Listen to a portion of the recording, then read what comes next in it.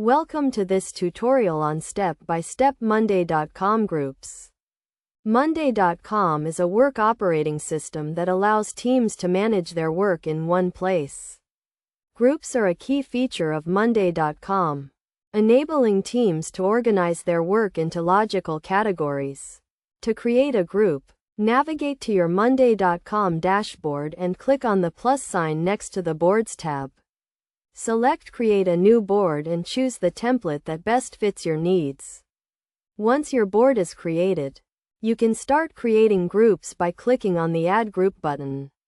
Give your group a name that accurately reflects its purpose, and add relevant columns to track key information. For example, if you are creating a group for project tasks, you may want to add columns for task name, due date, and assignee.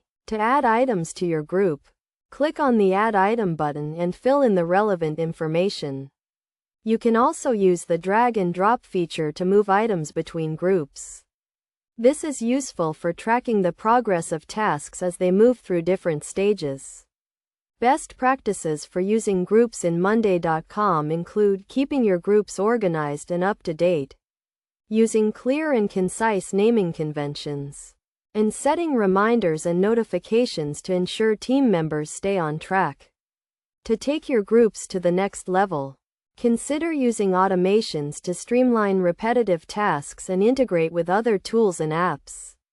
To enhance your workflow, by following these steps and best practices, you can unlock the full potential of Monday.com groups and take your team's productivity to the next level. In conclusion, Monday.com groups are a powerful feature that can help teams organize and manage their work more efficiently. By creating groups, adding items, and using automations and integrations, teams can streamline their workflow and achieve their goals.